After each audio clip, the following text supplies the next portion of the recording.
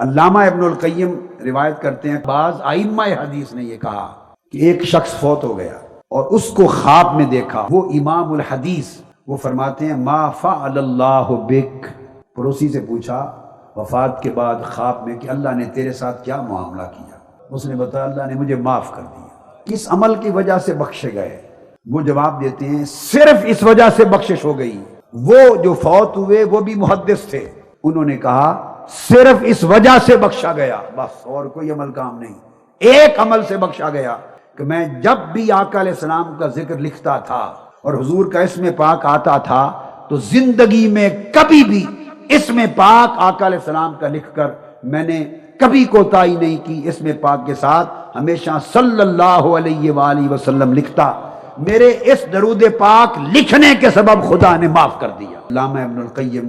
امام عبداللہ بن عبد الحکم کی روایت سے، اور یہ جو خواب اب بیان کر رہے ہیں امام شافعی کا خواب ہے، یعنی امام شافعی وصال کے بعد اپنے ایک تلمیذ تلامذہ میں سے کسی ایک امام کو خواب میں ملے، فرماتے ہیں اللہ نے مجھے معاف کر دیا اور مجھ پہ رحم فرما دیا اور مجھے جنت میں اس طرح لے جایا گیا کما یوسف کو بالعروس، جیسے دلہن کو لے جایا جاتا یا دلہا کو لے جایا جاتا ہے، مجھے دلہا بنا کر جنت میں اس شان کے ساتھ لے جایا گیا۔ انہوں نے پوچھا یہ کس وجہ سے؟ تو انہوں نے جواب دیا صرف اس وجہ سے کہ میں نے اپنی کتاب، ان کی ایک کتاب جو امام شافعی نے لکھی اس کا نام ہے الرسالہ، کہ وہ درود میں نے یوں لکھا ہے صلی اللہ علی محمد عدد ما ذاکرہ الذاکرون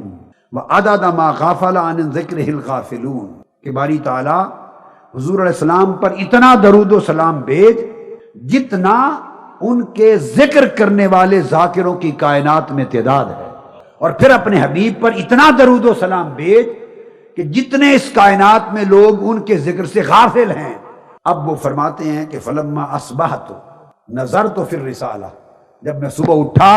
میں نے امام شافعی کی کتاب اور رسالہ اٹھائی، وہ تو خواب میں بتا گئے تھے،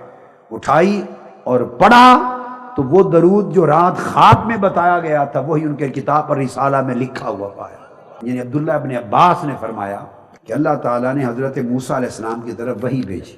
اور فرمایا اے موسیٰ تجھے معلوم ہے کہ میں نے تجھے کس قدر اپنی محبت سے نوازا ہے اور کس قدر اپنی قربت سے نوازا ہے، یہ باری تعالیٰ معلوم۔ فرمایا اگر تو چاہتا ہے کہ تجھے اس سے بھی زیادہ میں محبت کروں، موسیٰ علیہ السلام کو فرمایا جتنی اب کرتا ہوں اس سے زیادہ محبت کروں، اور جتنا تجھے اب اپنی قربت سے نوازا ہے اس سے زیادہ قریب تر کر لوں، تو فرمایا چاہتے ہو کہ اس سے زیادہ قرب اور محبت پاؤ؟ موسیٰ علیہ السلام نے عرض کیا باری تعالیٰ چاہتا ہوں۔ فرمایا پھر میرے حبیب محمد مصطفیٰ پر کثرت سے درود و سلام پڑھا کر۔ بنی اسرائیل میں سے ایک شخص بڑا گناہگار تھا، فوت ہو گیا۔ ایک شخص بڑا گناہگار تھا، فوت ہو گیا۔ اتنا گناہگار تھا کہ لوگوں نے اس کا جنازہ ہی نہیں پڑھا۔ اللہ نے موسیٰ علیہ السلام کی طرف وحی بھیجی، فرمایا اے موسیٰ اس بندے کے پاس اس محلے میں چلا جا، وہاں ایک بندہ فوت ہو گیا اس نام کا، اس کو تو غسل دے اور اس پر نماز جنازہ پڑھ، میں نے اس کو بخش دیا ہے۔ تو موسیٰ علیہ السلام نے پوچھا باری تعالیٰ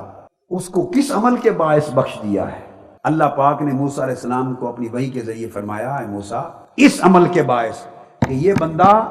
بے شک جتنا گناہگار تھا مگر جب بھی میری کتاب جو میں نے تم پہ نازل کی تورات کھولتا تھا تلاوت کے لیے، اور تورات میں جہاں